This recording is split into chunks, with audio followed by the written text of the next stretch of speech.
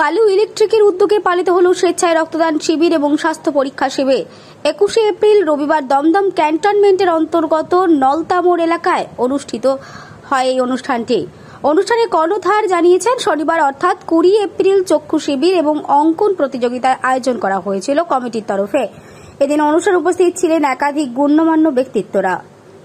Bureau report, news 24x7 TV, মুহূর্তের খবর হাতের মুঠোয়।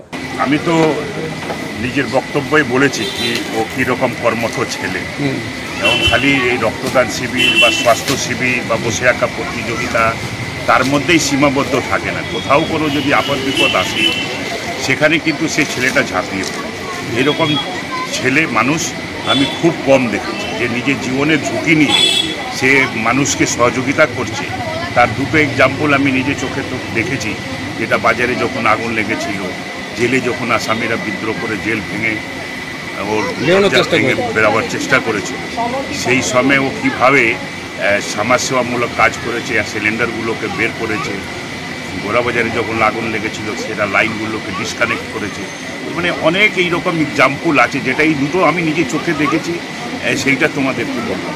এবং সাথে সাথে এইরকম একটু সমাজসেবামূলক কাজ, সত্যি খুবই ভালো মানুষ আর খুবই প্রশংসনীয় মানুষ, খুবই কর্মঠ মানুষ। তাই অনেক অনেক শুভেচ্ছা রইল কালু ইলেকট্রিক। কালু আমরা বিশেষ করে ওকে বলি, শুভেচ্ছা রইল। ঈশ্বরের কাছে প্রার্থনা করব যে তার শরীর স্বাস্থ্য ভালো থাকে আর এইরকমই মানুষের সেবা করে যাক। আমরা সবসময় তার সাথে আগামী দিনও আপনারা পাশে থাকবেন নিশ্চয়ই। সবসময় যখনই ডাকবে, যে সময়ই ডাকবে, আমরা সবসময় আগেও 8 বছর যখন থেকে করছে সেই 8 বছর ধরেও আসছি, বিগত যতদিন থাকবে যখনই ও ডাকবে আগেও আসবে। ছোটোবেলাতেই একটা স্বপ্ন ছিল এটা করব, তাই আমার পাড়ার সবাই সহযোগিতা করে।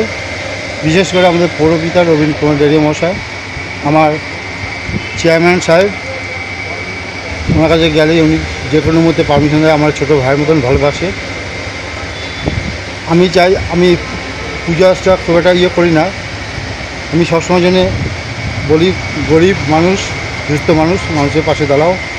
আমিও দুস্থর থেকে উঠে এসেছি এবং আমার পরিবারও সেটা মেনে নিয়েছে। তাই এই প্রোগ্রামটা চালাতে আমি খুবই আগ্রহী এবং আমার 4 শতকটা বোস সাউন্ড, লোকনাথ কেবিল এবং চন্দন বোস, আদার্স আমার বন্ধুবান্ধবরা আছে, তারাও খুব আমার সঙ্গে সহযোগিতা করেন এলাকার প্রত্যেক মানুষই। এবং এর সঙ্গে আছেন আমাদের আশেপাশে ক্লাব, সবাই আপনার পাশে আছে, সবাই আমার পাশে আছে। সুন্দরভাবে প্রোগ্রাম হচ্ছে, তাও চোখে জল কেন? একটা আনন্দে কী বলবো, আমার এই একটা তো সাকসেস হচ্ছে, প্রচুর বাচ্চারা এসছে, তাদেরকে উপহার দিয়েছেন, তাদেরকে যে অনুষ্ঠানগুলো করছেন প্রতিটা গার্জিয়ান কিন্তু খুশি। এবং আপনার পাশে অনেক লোক দাঁড়িয়ে আছে, আপনার সাথে আছে। আমার তো খুবই ইচ্ছে যাতে আমারও একটা সন্তান আছে, সেও যাতে এইভাবে কর্ম করে, এটাই আমার খুব ইচ্ছা। আমি আর বলতে পারছি না। আপনার নামটা? আমার নাম শঙ্কর দেব, সবাই কালু ইলেকট্রিক বলেই জানে এলাকায়। আমার মোট কথা এইসব কাজ করার খুব ইচ্ছা। লোকে যদি সুবিধা দেয়, সুযোগ দেয়, আমি ঠিক কাজ করব। যে কোনো মধ্যে ডাকলে আমার পায়, যখনই ডাকুক, রাত বেরাত। সেটা তো চেয়ারম্যান সাহেবও বললেন। আমি কোনো বড় প্রাপ্তি না আপনার কাছে? আমি কোনো সময় রাজনীতি দেখি না, কোনো সময় জাত দেখি না। মানুষ হিসাবে আপনাকে বললেন যে আপনি খুব কাজের মানুষ, অসময়ে মানুষের পাশে দাঁড়ান। সেটা আমি বলবো না, এরা এলাকাবাসীর লোক বলবে, এটা আমার বলা ঠিক না। আমার কর্তব্য আমার কাজ করা। কে কী বললে মানে মাইনে নিল আমি জানি না, আমার কাজ করা। আমি ঠাকুর দেবতা খুব খুব কমই মানি। আমার মেন মানা হচ্ছে আমার যাতে আমি কোথাও প্রোগ্রামে যাই কিংবা কোথাও ঘুরতে গেলেও যদি একটা অসুস্থ মানুষ রাস্তায় পড়েও থাকে, তাকে তুলে নিয়ে আগে হসপিটালে দেওয়া আমার এটা মেন কর্তব্য। আমি পুজো পরে এসেও করতে পারবো। আগামী বছরও কি পরিকল্পনা আছে এরকম? আমার এটা আমি যতদিন বাঁচবো আশা করি এটা আমি করে যাব, এই প্রোগ্রামটা আমি চালিয়ে যাব। এটা আমার খুব শখ। এবং আমার যে একটি বছর সন্তান আছে, সেও যাতে এটা প্রোগ্রামটা করে।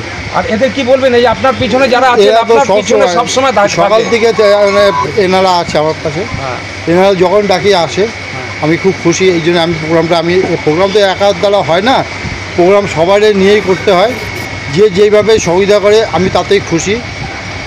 আমার এটা খুব ভালো লাগছে যে এনারা সকাল থেকেই তাদের রোববারের ছুটির দিনও যে কীভাবে আমার সঙ্গে সকাল থেকে আছে, আমি খুব খুশি, চিরকৃতজ্ঞ। ওনারাও যখনই যে মধ্যে ডাক দেবেন আমি আপ্রাণ চেষ্টা করবো তাদের সামনে যাওয়া।